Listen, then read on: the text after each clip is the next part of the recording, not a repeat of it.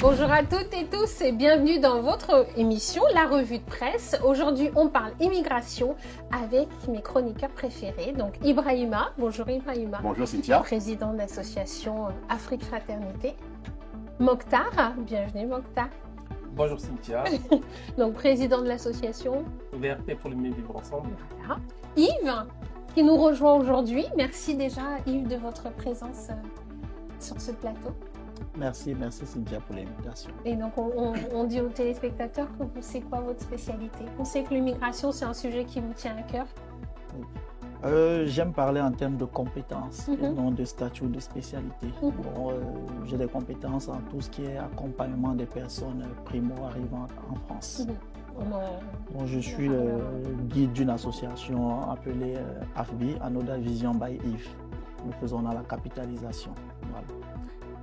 Et bien sûr, Stéphane Totui et Liam Malakoff. Bonjour Cynthia. Bonjour messieurs, merci à vous tous d'être ici présents. Le sujet est lourd, donc on va essayer d'être clair, concis pour les téléspectateurs et d'apporter surtout un œil éclairé, j'ai envie de vous dire, aujourd'hui. Le sujet, quand je vous dis immigration, ça vous fait penser à quoi? À quoi vous pensez en premier? Mais ça me fait penser à la dernière sortie du ministre de l'Intérieur, M. Bruno Retailleau, qui nous disait que l'immigration n'est pas une chance pour la France. C'est ça qui m'interpelle tout de suite. Pour ma part, l'immigration, ça m'interpelle bien avant la sortie de Bruno Retailleau. Il y a quelques années de cela, 2-3 ans de cela, si ce n'est un petit peu plus. À l'approche des élections européennes, c'était un sujet qui était au cœur de l'actualité. Je m'en souviens d'autant que j'ai été président de SOS Racisme de Sergi Pontoise. J'avais organisé une conférence débat sur le sujet, de savoir effectivement d'ailleurs si l'immigration est une chance ou un handicap pour la France. Donc depuis cette époque-là, et bien entendu, c'est un sujet sensible qui est d'actualité encore aujourd'hui et qui mérite, de mon point de vue, d'être débattu à l'approche des élections aussi à venir. Et j'y avais participé d'ailleurs. Absolument, absolument. Je tiens à préciser que Mokhtar, ici présent, avait participé. À ma gauche, messieurs, on en pense quoi?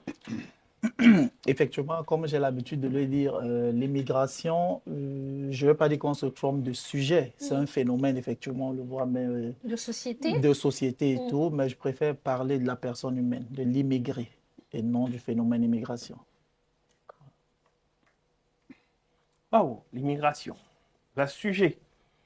Mais quand allons-nous vraiment comprendre que l'immigration n'est simplement qu'un fait politique? Ce n'est pas un fait de réalité, puisque tout être humain sur cette planète est immigré. On vient bien, notre base première, c'est plus le ventre de nos parents. Et aujourd'hui, on est sorti, donc on est migrant dans cette terre.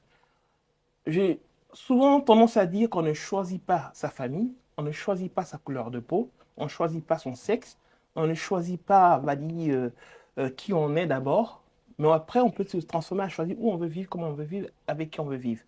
Donc, l'immigration, pour moi, ce n'est qu'un phénomène politique.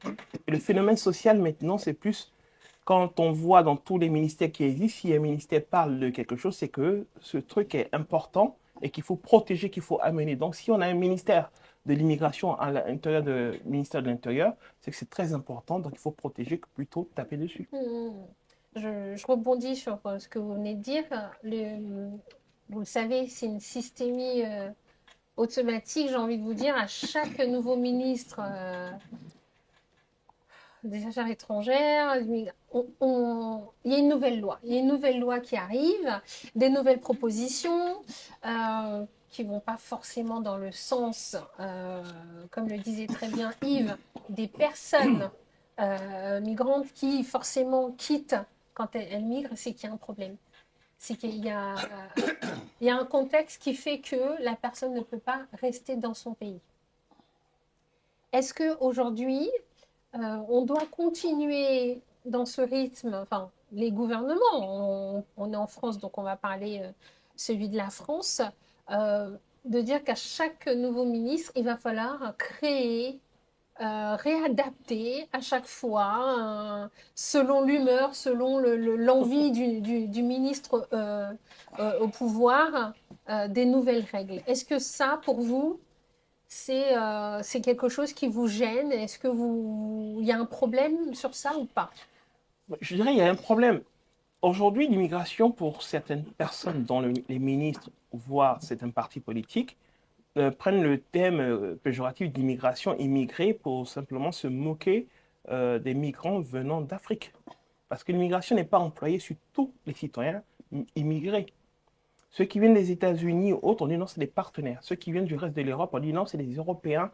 Ils ne sont pas français, certes, mais c'est des Européens. Donc, ce sont nos alliés. Mais quand c'est l'Afrique, c'est des migrants, ils doivent rentrer chez eux.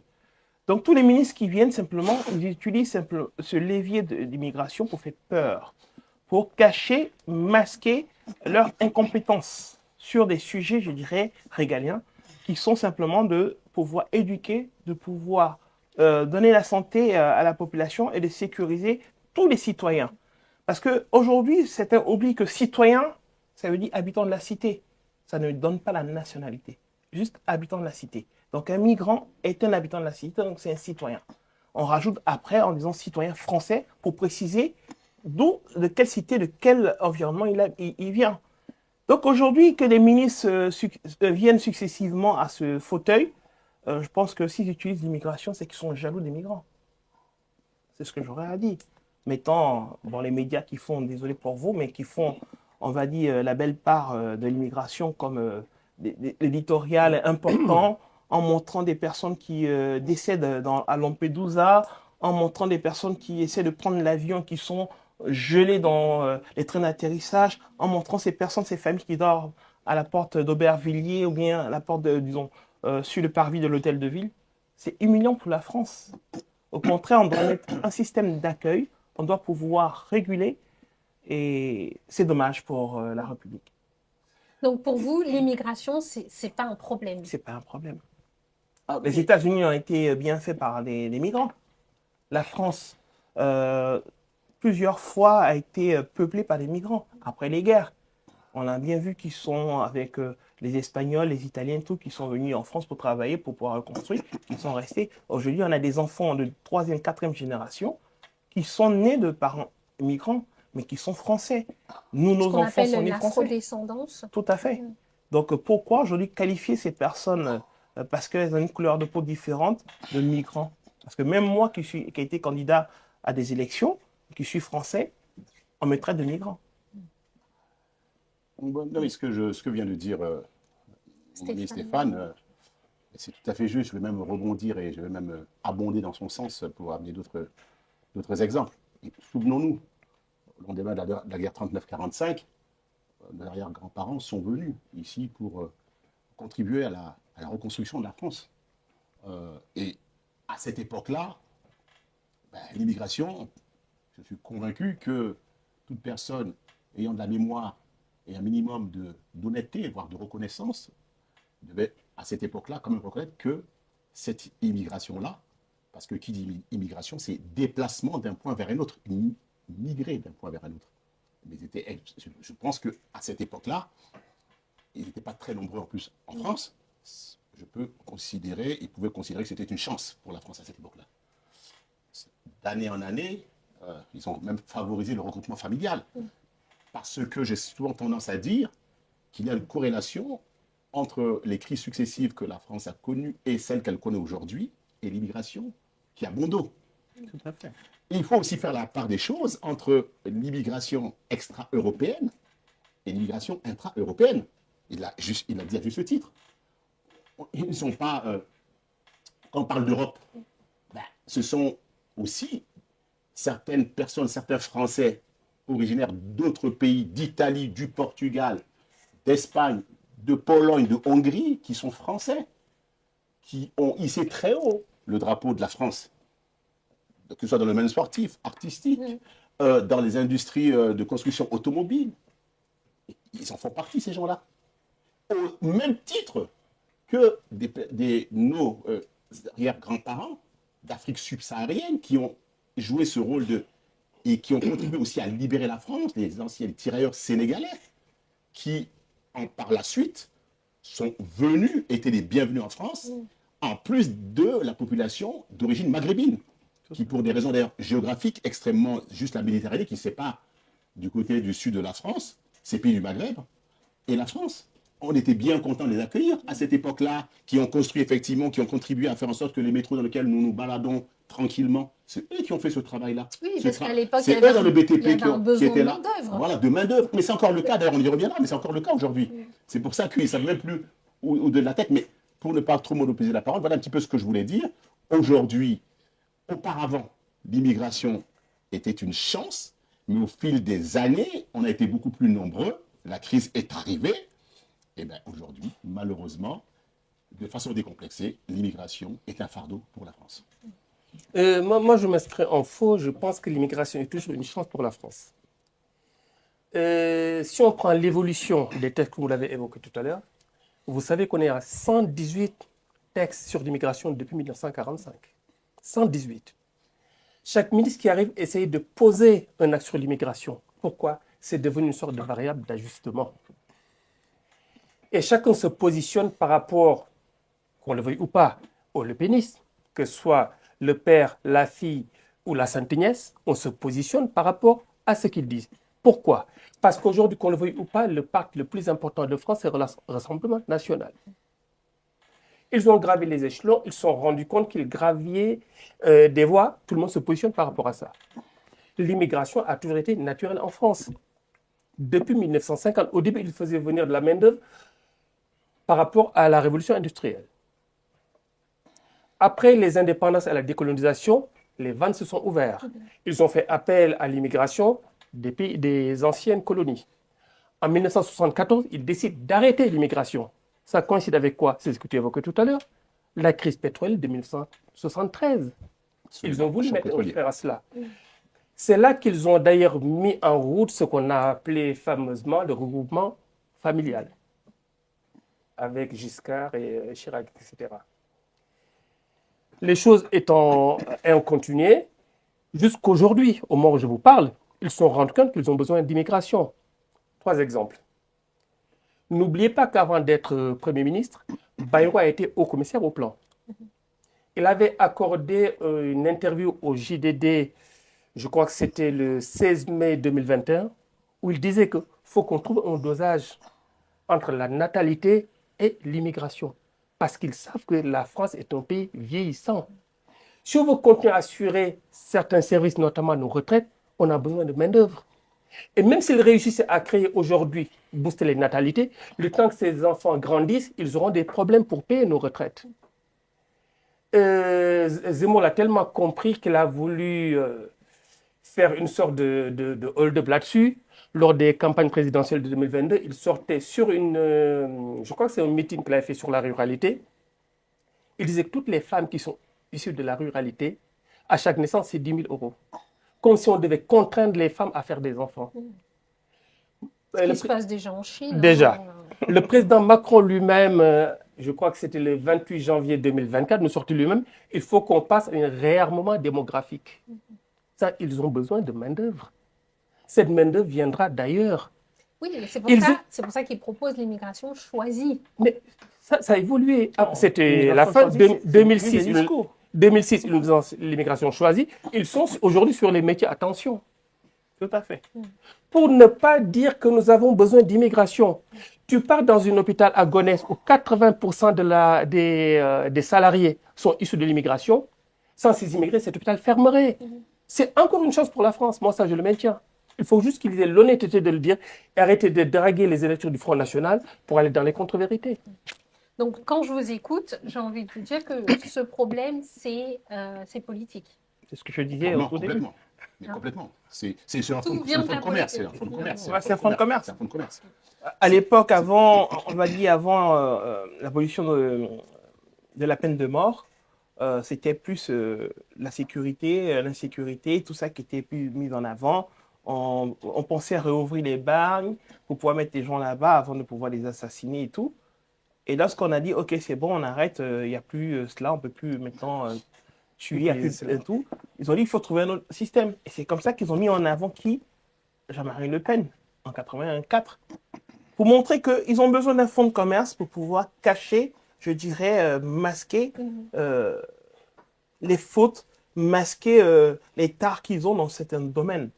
Aujourd'hui, moi, à l'époque, pour la campagne présidentielle, j'ai dit simplement qu'il faut donner un permis de parentalité, un permis pour avoir des enfants. Tout le monde m'a attaqué. J'ai dit oui, parce qu'aujourd'hui, si on donne un permis pour avoir des enfants, ça montrera à ceux qui accusent l'immigration de voir que sans les immigrés, on ne peut pas payer les retraites, on ne peut pas payer, on va dire même les agents. Pas de cotisation sociale. Parce que ces derniers, ils travaillent. Certains disent oui, ce thème péjoratif, ils travaillent au noir ou autre, mais ils ne réclament pas, on va dire, la part sociale. Ils prennent juste le net qu'on leur donne et encore, et ensuite le reste, c'est mis dans les caisses. Mais les caisses pour qui? Pour aider le gouvernement, aider l'État à vraiment prendre soin de la population. Donc, l'immigration, c'est une aubaine. Ces politiques, ils arrêtent simplement de manipuler l'opinion. Mon cher Mactar l'a bien dit. Dans les hôpitaux, 80% de personnes sont issues de l'immigration. Mais j'irai encore loin. Si on a mis ces métiers de tension, c'est parce que le français, je dirais typique, que ce soit afro-ascendant, afro-descendant ou autre, ne veut pas faire des métiers qui n'est pas à leur niveau scolaire.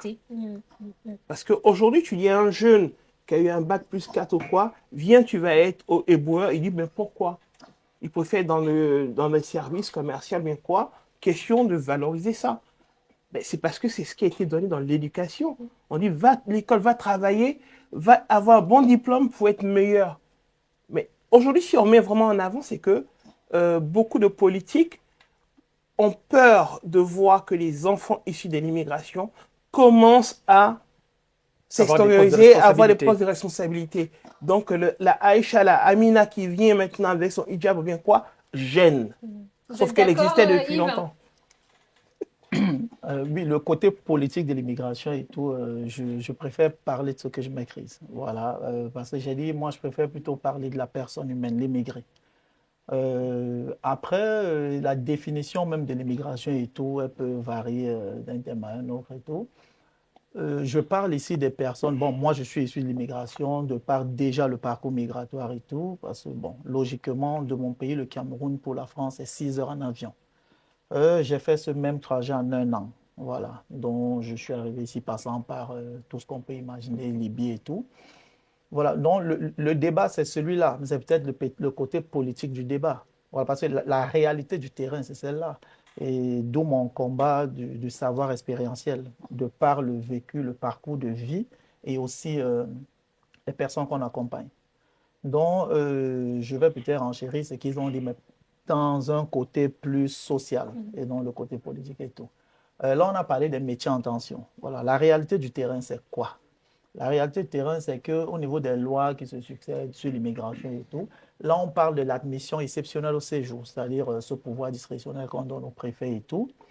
Au niveau des métiers en tension, voilà, on l'a dit tout à l'heure, il y a des personnes et tout qui choisissent des métiers en tension, c'est des métiers en parenthèse un peu pénibles que d'autres et tout. Voilà, mais la réalité du terrain, moi, je pense que le problème de l'immigration, c'est un problème d'intégration. Voilà, il y a des structures, malheureusement, des personnes même qui le fait de garder des personnes dans cet éternel assistanat, c'est ce qui les permet d'exister eux. Je pense que la véritable intégration, c'est celle-là. Que ce soit un métier en tension ou pas, l'immigré, quand il arrive, en tout cas ceux qui viennent par des routes compliquées, tout ce qu'il veut, c'est d'avoir son pain quotidien, pouvoir aider sa famille. Donc je pense que le débat doit tourner autour de la personne humaine.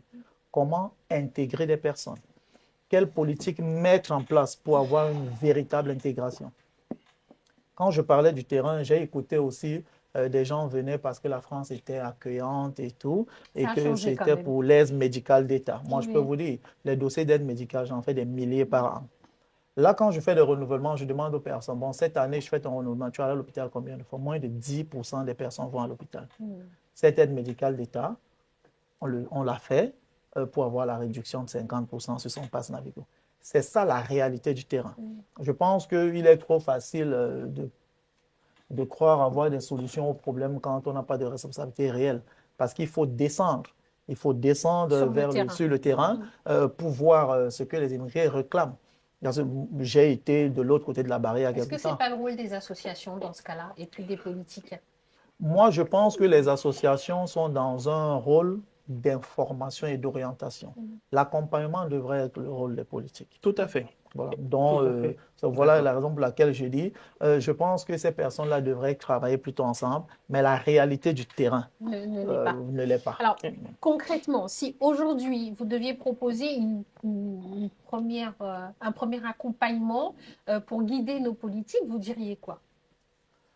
La solution, je pense, comme je l'ai dit, des personnes issues de l'immigration, je dis chacun a son histoire. Hein. Parfois, on a la même histoire, mais chacun a sa façon de la raconter. La première chose passe par la réparation des personnes. Voilà, des personnes qui traversent, on n'abandonne pas sa famille de gaieté de cœur et tout. Par exemple, sur l'asile, juste parce que quelqu'un n'arrive pas à bien raconter son histoire, il est débouché du droit d'asile. Moi, s'il y a quelque chose à proposer, c'est l'intégration réelle des personnes. En travaillant avec les associations qui font sur le terrain. Moi, je prends un exemple. Moi, quand je prends la route de l'Italie, la Libye et tout, j'ai mes 2 petits frères qui veulent me suivre et tout. Là, Dieu merci, ils ne viennent pas. Une fois que je suis régularisé, je prends un crédit à la banque, je demande à chacun ce qu'il veut faire. Il investit. Aujourd'hui, il y a un qui vient plutôt en vacances. Voilà quelqu'un qui voulait sortir. Donc, je pense que le véritable problème, c'est celui de l'intégration des personnes migrantes. Donc, il faudrait, si je vous écoute, il faudrait commencer avec l'OFI ou l'OFRA, qui sont eux en première ligne. Oui. C'est eux qui reçoivent en premier hein, les personnes, les migrants qui arrivent. Donc, est-ce qu'il faut commencer par eux? Ah oui, mais c'est ça. C'est là où j'ai dit le débat, il faut bien faire le terrain. Ce n'est pas l'OFI et l'OFRA qui reçoivent en première ligne. Parce que sachant qu'en France, il y a 3 grandes catégories, je vais appeler ça comme ça. Bon, déjà que la régularisation, c'est l'obtention d'un titre de séjour par l'admission exceptionnelle. Donc, nous avons le plein droit. Nous avons l'admission exceptionnelle et nous avons l'asile.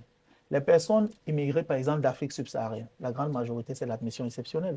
La régularisation par le travail, conjoint d'étrangers en situation régulière. Ils vont dans une association, ils sont inscrits on les oriente quelque part. Je pense notamment à la CIMAD, hein, messieurs, si vous connaissez, c'est une vraie association qui est là pour aider les personnes étrangères. Il faudrait déjà qu'elles soient orientées. Cynthia, si je peux me permettre, tout cela, je dirais, c'est bien beau de pouvoir donner ces responsabilités à des associations. Ce n'est pas leur rôle.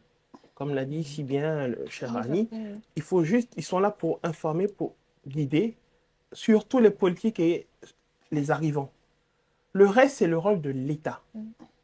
Parce que c'est l'État qui mène des lois, qui met tout pour pouvoir permettre à ces personnes de se mouvoir. Mais au-delà de cela, c'est simplement aussi de pouvoir regarder notre échange international. Parce que si ces personnes quittent des pays où on dit que le pays est hyper riche mais ils n'ont rien, c'est parce qu'il y a une assimilation à l'ingérence dans la gestion de ces pays. Qu'est-ce que vous voulez dire par ils sont riches mais ils n'ont rien? C'est ce que tout le monde dit. L'Afrique, c'est le continent de l'avenir. L'Afrique, c'est l'Eldorado du futur. Ils ont un sous-sol qui est très riche. Mais pourquoi le sous-sol, tout ça est très riche, mais ces personnes ne peuvent pas se mouvoir et profiter? Parce que tout simplement, il y a des accords qu'on a mis, des accords, on va dire, à la période coloniale, qui faisaient que la France a de plein droit sur certaines terres. C'est une richesse. Donc, le problème, c'est d'abord le pays du départ. Voilà le pays du départ. Parce que comme il l'a si bien dit, il est venu, il a pris un crédit, il a dit à ses frères, vous voulez faire quoi? Il leur a donné. Ils n'ont plus dit, oui, je vais venir en Europe. Parce qu'ils ont déjà tout pour pouvoir le faire. Mais aujourd'hui, il y a beaucoup de dirigeants africains qui n'arrivent pas à contrôler leur pays, à faire diriger leur pays et à vraiment faire tourner leur pays. Ils sont plutôt dans, je dirais, l'assistanat automatique de leur population, à les rendre encore plus pauvres. Ces derniers même ne se soignent même pas dans leur pays. Ils viennent ici en France pour se soigner. Donc, ces derniers qui traversent tout ce périple pour arriver, bravo à eux déjà, et c'est parce qu'ils ont envie de s'en sortir. Maintenant, arriver ici, il faudrait qu'on ait un pôle qui leur permette de pouvoir s'assimiler, de pouvoir comprendre, de s'intégrer. C'est quoi votre proposition, Lucie? C'est quoi ce pôle? Mais ce pôle, on va dire aujourd'hui, c'est ce que je dis, on ne donne pas la CIMAD. C'est de créer vraiment un vrai pôle où les gens s'enregistrent, ils commencent à savoir le parcours qu'ils peuvent faire ici, quelle administration où entrer et tout ça pour le faire. Mais aujourd'hui, on laisse la CIMAD le faire. Et qu'est-ce qui se passe? Comme il a dit, celui qui n'arrive pas à s'exprimer est débouté. Moi, je le dis parce que en dehors de mon côté politique, j'ai un cabinet, on va dire, d'avocats qui accompagne les personnes qui demandent à être régularisées ou autres. Mais quand on voit, la personne m'explique, mais bon, j'ai des origines africaines, donc je comprends souvent ce qu'il dit. Mais quand il est en face d'un caucasien, que je les laisse discuter, je regarde et j'écoute. Et souvent, ça me fait rigoler parce que quand la personne explique, moi je comprends, mais l'autre fait semblant de ne pas comprendre. Non, mais donnez-moi des propositions, mais Cynthia, qu'est-ce que vous voulez pour ne pas, excusez-moi, parce que ce qu'il dit, je risque de perdre le fil parce que c'est tellement vrai. La solution, c'est ça, parce que bon, on peut dire ça ne va pas, mais c'est quoi la solution? Il a parlé de pôle. Je dis la CIMAD, j'ai parlé de l'information, l'orientation et l'accompagnement. Le rôle de l'accompagnement, c'est le rôle de l'État. L'information, la CIMAD, moi je me dis, quand on arrive, déjà à Cripolon, on disait quand vous arrivez en France, il faut aller à Médecins du Monde. Médecins du Monde ne fait pas dans l'accompagnement. Ils font dans l'orientation et l'information. Et encore... Médecins sans frontières. Non, Médecins du Monde. Oui. Et encore, les spécialistes. Quand on parlait de solutions, il faut un pôle. Moi, je prends un exemple. Ma communauté de capitalisation AFBI, je suis presque 1000 membres. Effectivement, c'est ce pôle-là. Cet endroit, on a l'information, l'orientation et l'accompagnement des personnes en fonction de leur récit de vie, parce que chaque histoire est unique. En fonction du récit de vie, toi, tu es éligible à l'asile. Toi, au plein droit, toi, à l'admission exceptionnelle. Tout de suite, c'est ça la réparation des personnes. Une personne réparée, qu'on aide à développer son pouvoir d'agir, trouve des solutions à son problème. Qui a les compétences pour faire ça, pour être à ce pôle-là? En tout cas, moi, je les ai déjà. Maintenant, je pense que je les ai de par mon savoir expérientiel et des formations. Parce qu'au niveau de la formation, j'ai développé des compétences de par le savoir expérientiel et après, je me suis dit, de quoi a besoin une personne qui vient d'arriver? Il a besoin, on parle de santé physique, santé mentale, santé sociale. Donc, je me suis spécialisé dans le droit des étrangers, dans l'accompagnement des femmes victimes de violences conjugales, des auteurs, dans les femmes issues de la prostitution. Donc, voilà, ce package-là. Vous allez chercher où ce public? Est-ce que ce n'est pas eux qui viennent à vous, j'imagine? Ah, le bouche à oreille, il suffit, le bouche à oreille, il représente maintenant, on est dans du 100%. On a des réseaux sociaux, on en parle. On a des réseaux sociaux, on a des associations de quartiers et tout. On revient aux associations. Ah, bah oui. Moi, j'aimerais se dire une chose, si vous permettez. Moi, je vais mettre carrément le pied dans le plat, si vous permettez. Allons-y. Notre ami ici en face, comme beaucoup d'autres, ne viennent pas de gaieté de cœur en France. Donc, il faut traiter le problème à la racine. S'ils quittent leur pays d'origine, c'est qu'il y a bien des raisons. Donc, de mon point de vue, le problème d'abord, il est d'abord là-bas. Parce que je pense que, comme l'a dit à juste titre Stéphane, et nous le savons tous, le continent africain, c'est le continent d'avenir qui est aujourd'hui le plus convoité par toutes les autres puissances. Il y a forcément une raison. Donc, ce sont des richesses du sous-sol et autres. Mais si, malgré cela, que les populations sont pauvres dans leur grande majorité, mais parce que c'est tout simplement, il faut appeler un chat, c'est parce que c'est lié à la mauvaise gouvernance et à la corruption dans ces pays-là. Et que les dirigeants n'ont pas pris les bonnes mesures pour faire en sorte de donner envie, de donner la possibilité à leur population et à sa jeunesse, parce que le continent africain, c'est le plus jeune, que ce dernier puisse avoir un espoir de pouvoir rester et travailler et contribuer au développement de son pays. Donc ça, d'abord, le problème à l'origine, c'est ça. Qu'on le veuille ou non, il est politique. Maintenant, quand les gens viennent ici, la France qui auparavant était une terre d'accueil, malheureusement, avec tout ce qui se passe, est devenue une terre d'accueil. Les associations et tout là, oui, c'est vrai, moi je connais des personnes, il y a des gens qui ont pu obtenir, parce que la plupart viennent déjà sans papier, ils sont sans papier. Pour se régulariser, il y en a beaucoup, effectivement, qui sont passés par des associations, et c'est vrai, ce n'est pas le rôle des associations. Si des associations ont été créées, certaines associations sont créées pour pouvoir contribuer à la régularisation des sans-papiers, parce que tout simplement, ces associations se sont substituées à l'État parce qu'il n'y a pas une réelle volonté politique aussi, quoi qu'on dise, de faire en sorte de faciliter la régularisation de ces et l'intégration de ces personnes-là par le travail. Les gens, ces gens-là aspirent effectivement, je vous l'ai dit à juste titre, à travailler dans la dignité et de ne plus être clandestin. Quand on a des papiers, on peut à ce moment-là prétendre à trouver un emploi. Et Dieu sait que ces gens-là sont prêts à occuper ces emplois que les Français eux-mêmes ne veulent pas, qui sont des emplois... Dans ce cas-là, je termine, si tu permets, mon raisonnement. Il n'y a pas très longtemps, mais si ce n'est maintenant, et c'est pour moi, je considère que c'est grave d'avoir créé un ministère dit de l'immigration, qui existe en France, sous Sarkozy, il me semble. Confié à un ancien ministre de gauche. De gauche. Besson. Et vous voyez un petit peu le côté retort en plus. Vous voyez, et en même temps, ce ministère a été créé, et en même temps, Gérald Darmanin, pourtant, de son temps, lorsqu'il était ministre de l'Intérieur, avait proposé à ce qu'on régularise des gens, des sans-papiers, pour qu'ils puissent occuper ces métiers qui sont en tension. Et moi, j'ai trouvé que c'était une bonne chose, parce que ces personnes-là ne demandent pas forcément occuper des postes dans des bureaux, d'être fonctionnaires. Ils auraient occupé ces postes-là pour pouvoir nourrir leur famille, parce qu'ils ont été obligés, malheureusement, de quitter leur pays d'origine. Ce qu'ils veulent, comme disait Yves, c'est savoir un salaire. Et malheureusement, ce qui se passe pour la France aujourd'hui, le taux de natalité est de plus en plus faible. Ceux qui font des enfants, ce sont effectivement les enfants issus de l'immigration, qui essaient tant bien que mal de faire augmenter un petit peu le taux de natalité ici en France. Mais il faut regarder aujourd'hui, l'Espagne a tout compris. Maintenant, il se passe quoi? C'est l'Espagne aujourd'hui qui, les bras ouverts, l'Italie, qui aujourd'hui, l'Allemagne, qui maintenant est prête à accueillir parce qu'ils ont compris. Oui, mais attention, le jeu des Italiens, c'est vraiment par compétence. Ah non, mais ils font attention à ça, ils choisissent. Alors après maintenant, c'est vrai qu'ils choisissent, mais quoi qu'il en soit, parce qu'il faut dire les choses, que ce soit l'Italie, la France ou les autres pays, et ici ça a été dit, quand on parle d'immigration choisie, il y avait aussi l'immigration subie. Donc à un moment donné, je pense qu'aussi la rôle de je l'amène là-dessus, je pense que de mon point de vue, la France, il faut qu'elle dise clairement les choses. Elle ne peut pas... c'est pas Rocard qui le disait que la France ne peut pas... être le gendarme du monde. Non. Accueillir toute la misère du monde. Toute la misère du monde. Mais il avait rajouté, il faut bien qu'elle prenne sa part. Qu'elle prenne sa part.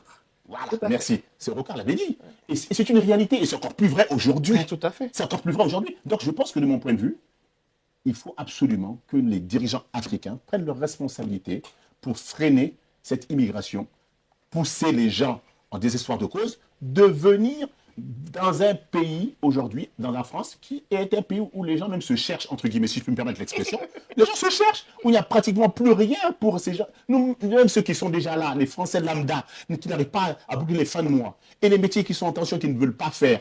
La France traverse un pays surendetté aujourd'hui. Donc, je pense qu'aujourd'hui, il faut que les dirigeants africains prennent conscience de faire en sorte de freiner cette immigration. Et en plus de ça, et moi, pour ma part, c'est pour ça que j'ai créé une structure associative que j'ai baptisée les Lumières de la Diaspora, qui consiste en quoi? À la mobilisation des compétences issues de la diaspora pour un transfert et le partage de connaissances vers leur pays d'origine pour contribuer au développement de leur pays. Parce que je pense que la matière grise, c'est ce dont l'Afrique aussi a besoin. Voilà. Oui, Cynthia, avant de répondre à la question sur les propositions, j'aimerais faire un petit rappel historique. Personne n'empêche à la France de contrôler son immigration, de choisir qui rentre, qui ne rentre pas. À titre individuel, je peux me permettre de dire, je choisis qui rentre chez moi, dans mon domicile. Mais il y a deux principes qui s'affrontent. Ce principe de vouloir contrôler son immigration et l'autre principe issu de la Déclaration des droits de l'homme et du citoyen de 1948, l'article 13. Toute personne a le droit de se mouvoir dans tout le pays du monde, dans son alinéa 2, de quitter son pays quand il le veut et de revenir quand il veut. La France a souscrit à cette convention. Il faut juste qu'il se rappelle de temps en temps que des gens ont le droit de venir. Maintenant, choisir comment les acquérir, c'est autre chose. Il a employé un mot essentiel tout à l'heure, l'intégration. Là, je suis au niveau des propositions. J'ai deux propositions. La première est étatique, la seconde est associative. Mes chers amis, moi, je suis désolé de vous le dire, l'associatif a un rôle fondamental à jouer. On ne peut pas faire sans les associations. Le rôle de l'État, c'est de faire de sorte que l'intégration républicaine réussisse. Moi, je préfère intégration au mot qui est inscrit dans le droit, à savoir l'assimilation. Je n'ai pas envie d'être un assimilé. Un assimilé, c'est gommer les différences. Je n'ai pas envie de gommer ma différence. Rien qu'à voir ma tête, je ne peux pas revendiquer nos ancêtres les Gaulois. Mes ancêtres ne sont pas des Gaulois. Ah, ça c'est clair. Par contre, reprendre toute la part de l'intégration républicaine avec les valeurs républicaines, d'où le nom de mon association, VRP, pour le mieux vivre ensemble. VRP, c'est valeurs républicaines en partage. Nos valeurs républicaines, on les trouve dans l'article 1 et 2 de la Constitution, à savoir la devise, le drapeau tricolore, la reconnaissance de la laïcité, l'égalité hommes-femmes et autres, la démocratie. Ça, c'est les valeurs que nous avons en partage. Et sur cela, les associations ont un rôle fondamental à jouer, sur l'accueil et l'accompagnement. Quand ces gens arrivent, ils ont besoin d'être accompagnés au niveau de la langue, au niveau des démarches. Et ça, c'est le travail des associations. Le rôle de l'État, ils ont failli totalement sur l'intégration républicaine.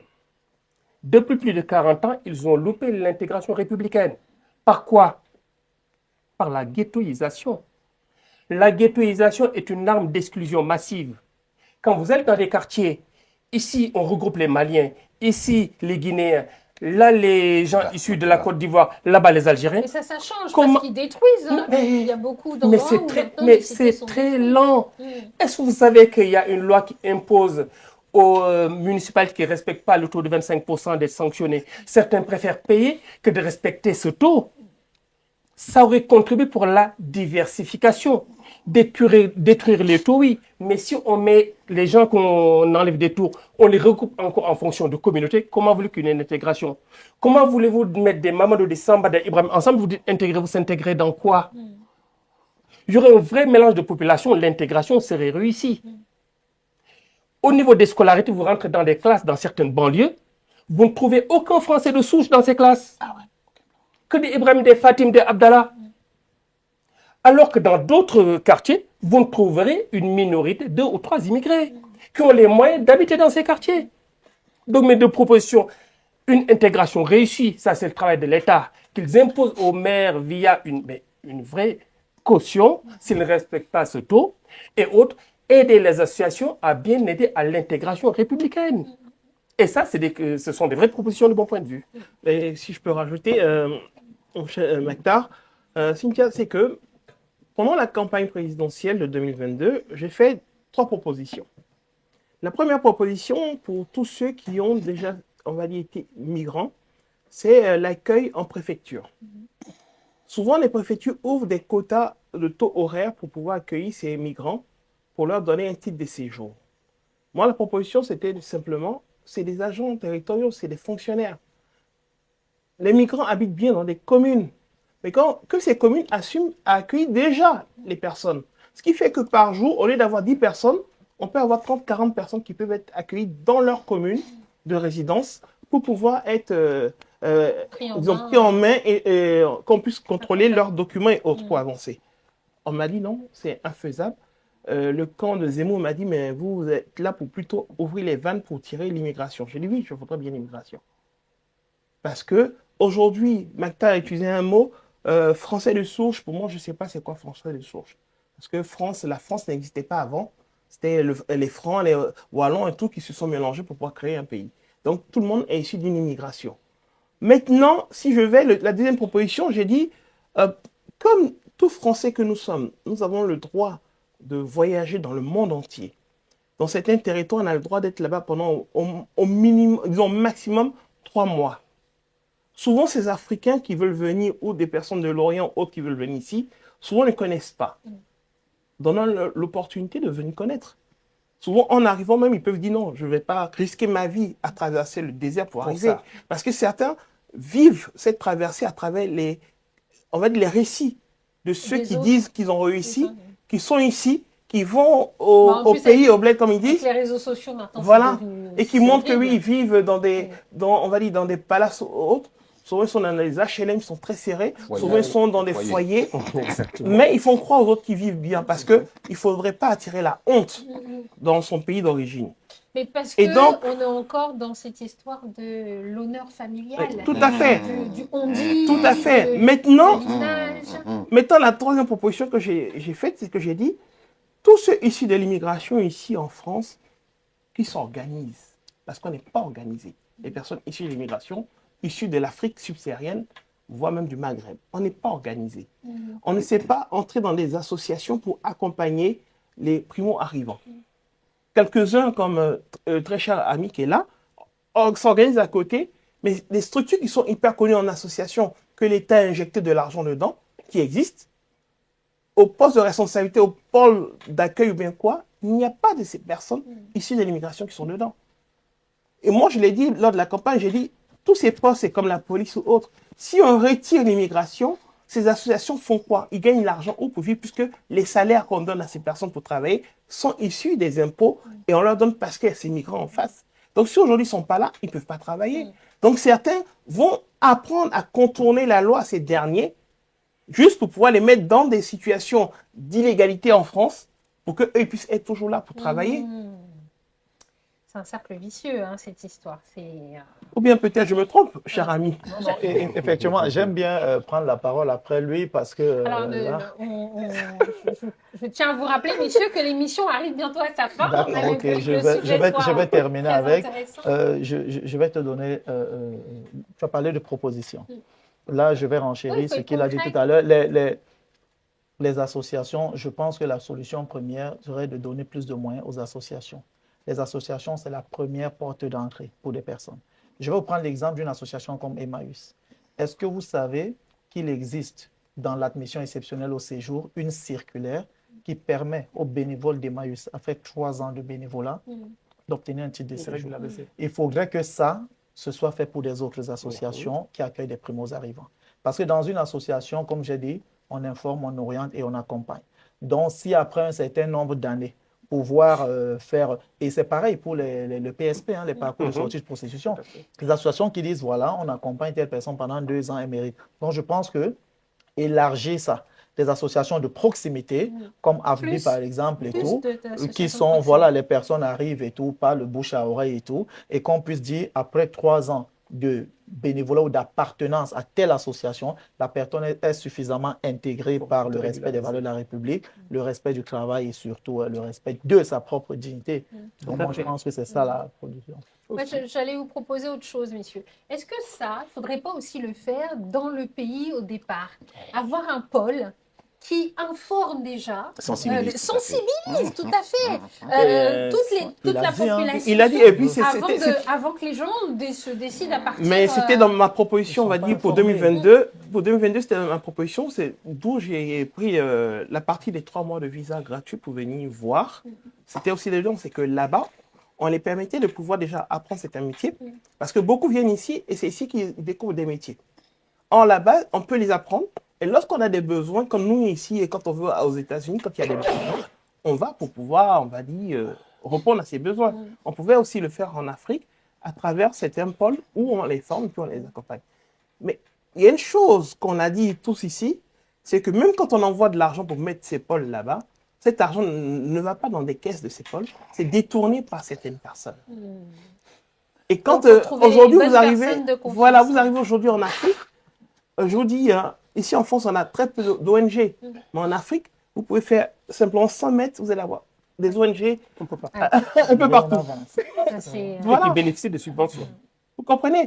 Sauf qu'aujourd'hui, si on doit tout faire ça, vous avez dit un truc qui m'avait plu au tout début de votre intervention. Vous avez dit, qu'est-ce que les politiques font? Et cher Guy a dit, il faut qu'ils viennent vivre. Moi, je demande même déjà à tous les politiques qui sont dans des partis politiques ou bien qui veulent faire de la politique, de prendre, on va dire, au moins 1 ou 2 mois de stage dans ces associations pour vivre la réalité, comprendre ceux qui viennent, ce qu'ils vivent. Et une fois qu'ils ont compris, ils vont eux-mêmes voir pour trouver une solution. Parce que quand on attaque des migrants, quand on attaque ces derniers, on attaque la femme qui se lève à 4 heures du matin pour nettoyer les bureaux, pour nettoyer les aéroports. Où ils travaillent. On attaque les personnes qui sont dans les salles d'opération pour pouvoir sauver des vies, qui sont dans des EHPAD autres pour s'occuper des personnes âgées. On attaque les surveillants de prison et ceux qui donnent la nourriture dans les prisons. On attaque tous ceux qui font les valeurs de la République parce que c'est eux qui travaillent, qui pouvoir à ce qu'on puisse bénéficier de tout ça. Et c'est pour ça que moi je dis l'immigration à la fois une immigration de richesse, une immigration de connaissances et une immigration qui doit être bannie des dites batailles politiques pour le pouvoir. C'est aux collectivités, aux associations, aux migrants de s'organiser pour récupérer cette valeur, cette plus-value qu'on apporte. Parce qu'aujourd'hui, on est tellement là, dans notre côté, à regarder plutôt la poche, à regarder plutôt qui a mieux réussi que l'autre, qu'on oublie une chose, on vit tous dans une vie où on parle de fraternité et de liberté et d'égalité. Inscrit dans la Constitution. Après, moi, j'ai envie de vous dire, est-ce que vraiment le politique, il a envie de découvrir la réalité du terrain? C'est ce que j'ai dit. Mais, pour te dire, ça existe au Sénat. Pour avoir suivi à l'époque, quand j'étais à l'UMP, pour avoir suivi Éric Woerth et autres, tout ça, on a fait Lampedusa, on a fait la pointe du Portugal avec la pointe espagnole et marocaine. On a fait tout ça pour regarder. On a compris que c'était une situation et on a dit oui, il faut accueillir ces personnes, les aider et surtout ne pas donner l'opportunité à ces pays d'accueil de l'autre côté de les prendre parce que quand ils les prennent pour de l'argent, ils les ramènent dans le désert pour les laisser revenir. Et ça, c'est ce qui permet d'avoir de la manne financière. On peut le faire, mais si les politiques refusent, c'est qu'aujourd'hui, même nous-mêmes, les Français issus de l'immigration, quand on utilise ce langage sur l'immigration, certains disent oui, effectivement, c'est bien, il faut vraiment endurcir. Parce qu'eux, ils veulent quoi? Être les seuls qui sont ici, les autres ne venaient pas, découvrir comment je vis bien, et c'est l'intellect qui doit prévaloir. C'est dommage. C'est dommage. Merci beaucoup, messieurs, en tout cas. Belle intervention. J'espère qu'on a pu éclairer nos téléspectateurs à ce sujet. C'est vrai que malheureusement, j'ai l'impression qu'on va encore en parler. L'immigration est... C'est pas encore terminé. C'est pas encore terminé. Je voudrais juste rappeler les chiffres sur la population, donc donnés en 2023, publiés en 2024 selon l'INSEE. 7,3 millions d'immigrés vivent en France, ce qui représente 10% de la population totale. Et parmi eux environ 2,5 millions, soit 34%, ont acquis la nationalité française. Donc c'est important de savoir. Donc il n'y a pas de vague migratoire. Non. Non. Ah, non. On n'a pas, contrairement à ce qu'on veut nous faire croire à travers les médias. Il y a plutôt une vague de froid. Oui, c'est ça. Et donc, considérer au final que, quoi qu'on dise, l'immigration est une chance pour la France. Si elle est contrôlée et utilisée à bon escient et qu'il n'y ait pas de désinformation, tout simplement. Je veux dire pour le monde, pas pour la France. Ouais, pour le monde entier. Encore nous, comme nous sommes en France. Merci beaucoup pour votre participation, messieurs. Quant à vous, on se retrouve sur les réseaux sociaux, évidemment, sur notre chaîne YouTube, Afrique1.tv. Et en attendant, prenez soin de vous avant de prendre soin des autres.